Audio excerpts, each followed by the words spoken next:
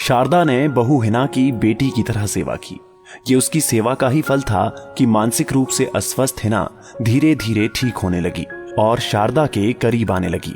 यहां तक कि उसने अपने अतीत के काले पन्नों को भी उनके सामने खोल कर रख दिया था। रूबी ताई ने जैसे ही बताया कि हिना छत पर रेलिंग पकड़े खड़ी है तो घर में हलचल सी मच गई। अरे वो छत पर कैसे चली गई? उसे तीसरे माले पर किसने जाने दिया? शारदा घबरा उठी थी। उसे बच्चा होने वाला है, ऐसी हालत में उसे छत पर नहीं जाना चाहिए। आदित्य चाय का कप छोड़कर तुरंत सीढ़ियों की तरफ दौड़ा और हिना को सहारा देकर नीचे ले आया। फिर कमरे में ले जाकर उसे बिस्तर पर लेटा दिया। हिना अब भी न जाने कहां खोई थी, न जाने किस सोच में डूबी थी। हिना का जीवन एक सपना जैसा ही बना हुआ था। खाना बनाती तो पराठा तवे पर जलता रहता, सब्जी छौंकती तो उसे ढकना भूल जाती, कपड़े प्रेस करती तो उन्हें जला देती। हिना जब बहू के रूप में घर आई थी तो परिवार व बाहर के लोग उसकी खूबसूरती को देखकर मुग्ध हो उठे थे। उसके गोरे चेहरे पर जो लावण्य था किसी की नजरों को हटने ही नहीं देता था। कोई उसकी नासिका को देखता तो कोई उसकी बड़ी बड़ी आंखों को, किसी को उसके दांतों की पंक्ति आकर्षित करती तो किसी को उसका लंबा कद और सुडौल काया। सांवला साधारण शक्ल सूरत का आदित्य हिना के सामने बौना नजर आता। शारदा गर्व से कहती, वर्षों खोजने पर यह हूर की परी मिल पाई है। दहेज ना मिला तो ना सही, पर बहू तो ऐसी मिली जिसके आगे इंद्र की अप्सरा भी पानी भरने लगे। धीरे धीरे घर के लोगों के सामने हिना के जीवन का दूसरा पहलू भी उजागर होने लगा था। उसका किसी से ना बोलना, न हंसना, न कहीं जाने का उत्साह दिखाना और ना ही किसी प्रकार की इच्छा या कोई अनिच्छा। बहू, तुमने आज स्नान क्यों नहीं किया? उल्टे कपड़े पहन लिए, बिस्तर की चादर की सलवटें भी ठीक नहीं की, जूठे गिलास मेज पर पड़े हैं। शारदा को टोकना पड़ता। फिर हिना की उल्टी सीधी विचित्र हरकतें देखकर घर के सभी लोग टोकने लगे, पर हिना न जाने कहां खोई रहती, न सुनती, न समझती, न किसी के टोकने का बुरा मानती। एक दिन हिना ने प्रेस करते समय आदित्य की नई शर्ट जला डाली तो वो क्रोध से भड़क उठा।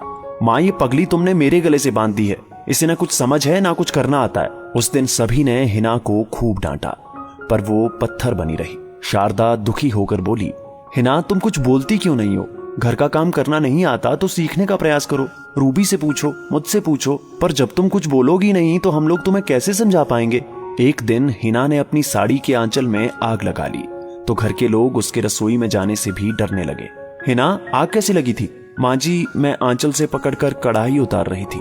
कढ़ाई उतारने के लिए संडासी थी, तौलिया था, उनका इस्तेमाल क्यों नहीं किया था? शारदा क्रोध से भर उठी थी। जानती हो तुम कितनी बड़ी गलती कर रही थी? इसका दुष्परिणाम सोचा है क्या? तुम्हारी साड़ी आग पकड़ लेती तब तुम जल जाती और तुम्हारी इस गलती की सजा हम सबको भोगनी पड़ती। आदित्य हिना को मनोचिकित्सक को दिखाने ले गया तो पता लगा कि हिना डिप्रेशन की शिकार थी। उसे ये बीमारी कई साल पुरानी थी।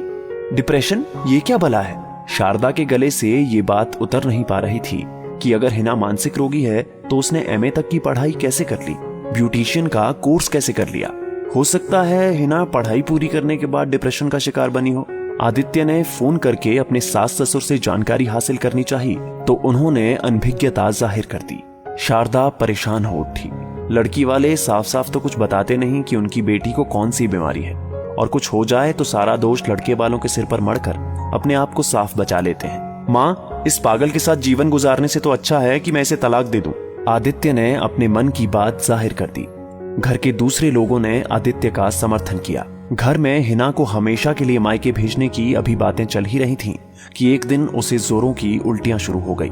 डॉक्टर के यहाँ ले जाने से पता चला कि वो मां बनने वाली है। ये पागल हमेशा को गले से बंध जाए, इससे तो अच्छा है कि इसका अबॉर्शन करवा दिया जाए। आदित्य आक्रोश से उबल रहा था। शारदा का विरोध घर के लोगों की तेज आवाज में दब कर रह गया। आदित्य हिना को डॉक्टर के यहाँ ले गया, पर अबॉर्शन नहीं हो पाया क्योंकि समय अधिक गुजर चुका था। घर में सिर्फ शारदा ही खुश थी।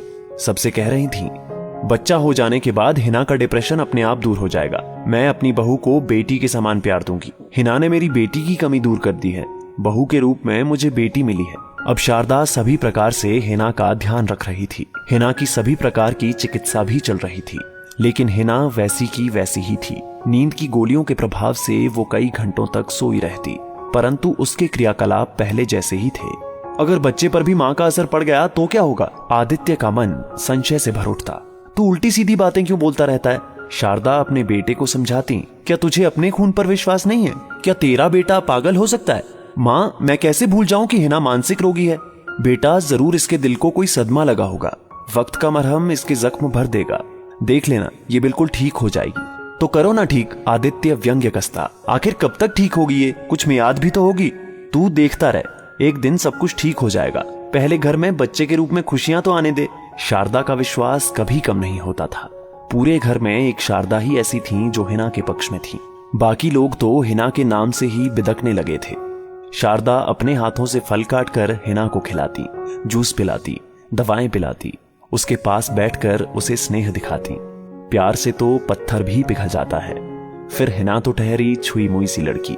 माँ जी, आप मेरे लिए इतना सब क्यों कर रही हैं? एक दिन पत्थर के ढेर से पानी का स्रोत फूट पड़ा। हिना को सामान्य ढंग से बातें करते देख शारदा खुश हो उठी। बहू, तुम मुझसे खुल के बातें करो, मैं यही तो चाहती हूँ। हिना उठकर बैठ गई। मैं अपनी जिम्मेदारियों को ठीक से नहीं निभा पा रही हूँ। तुम माँ बनने वाली हो, ऐसी हालत में कोई भी औरत काम नहीं कर सकती। सबको आराम चाहिए। फिर मैं हूं ना, मैं तुम्हारे बच्चे को नहलाऊंगी, मालिश करूंगी, उसके लिए छोटे छोटे कपड़े सिलूंगी। हिना अपने पेट में पलते नवजात शिशु की हलचल को महसूस करके सपनों में खो जाती और कभी शारदा से बच्चे के बारे में तरह तरह के प्रश्न पूछती रहती। हिना ठीक हो रही है, देखो मैं कहती थी ना। शारदा उत्साह से भरी हुई सबको कहती रहती। आदित्य भी अब कुछ राहत महसूस कर रहा था और हिना के पास बैठकर प्यार जताता रहता। एक शाम आदित्य हिना के लिए जामुन खरीद कर लाया तो शारदा का ध्यान जामुन वाले कागज के लिफाफे की तरफ आकर्षित हुआ। देखो, इस कागज पर बनी तस्वीर हिना से कितनी मिलती जुलती है। आदित्य के अलावा घर के अन्य लोग भी उस तस्वीर की तरफ आकर्षित हुए। हाँ सचमुच, ये तो दूसरी हिना लग रही है, जैसे हिना की जुड़वा बहन हो। क्यों हिना, तुम भी तो कुछ बोलो। हिना का चेहरा उदास हो उठा, उसकी आंखें डबडबा आई। हाँ, ये मेरी ही तस्वीर है। तुम्हारी? घर के लोग आश्चर्य से भर उठे। मैंने कुछ समय मॉडलिंग की थी। पैसा और शौक पूरे करने के लिए मुझे ये काम बुरा नहीं लगा था, पर आप लोग मेरी इस गलती को माफ कर देना। तुमने मॉडलिंग की? पर मॉडल बनना आसान तो नहीं है। मैं अपने कॉलेज के ब्यूटी कॉन्टेस्ट में प्रथम चुनी गई थी। फिर क्या? शारदा ने उसका उत्साह बढ़ाया। बहू, तुम ब्यूटी क्वीन चुनी गई? ये बात तो हम सब के लिए गर्व की है, ना कि छिपाने की। फिर इन कंपनी वालों ने खुद ही मुझसे कांटेक्ट करके मुझे अपनी वस्तुओं के विज्ञापन में लिया था। इतना बताने के बाद हिना हिचकियां भरकर रोने लगी। काफी देर बाद वो शांत हुई तो बोली, मुझे एक फिल्म में सह अभिनेत्री की भूमिका भी मिली थी, पर मेरे पिताजी और ताऊजी को ये सब पसंद नहीं आया। अब हिना की बिगड़ी मानसिकता का रहस्य शारदा के सामने आने लगा था। हिना ने बताया कि उसके रूढ़िवादी घर वालों ने न सिर्फ उसे घर में बंद रखा, बल्कि कई बार उसे मारा पीटा भी गया और उसके फोन सुनने पर भी पाबंदी लगा दी गई थी। शारदा के मन में हिना के प्रति वात्सल्य उमड़ पड़ा था। हिना के मॉडलिंग की बात खुल जाने से उसके मन का बोझ हल्का हो गया था। वो बोली, माँ जी, मुझे डर था कि कहीं आप लोग ये सब कुछ जानकर मुझे गलत समझने लगेंगे। ऐसा क्यों सोचा तुमने? लोग मॉडलिंग के पेशे को अच्छी नजर से नहीं देखते और ऐसी लड़की को चरित्रहीन समझने लगते हैं। फिर उस लड़की का नाम कई पुरुषों के साथ जोड़ दिया जाता है। मेरे साथ भी यही हुआ था। बेटी, सब लोग एक जैसे नहीं हुआ करते। आजकल तुम खुश रहा करो। खुश रहोगी तो तुम्हारा बच्चा भी खूबसूरत व निरोग पैदा होगा।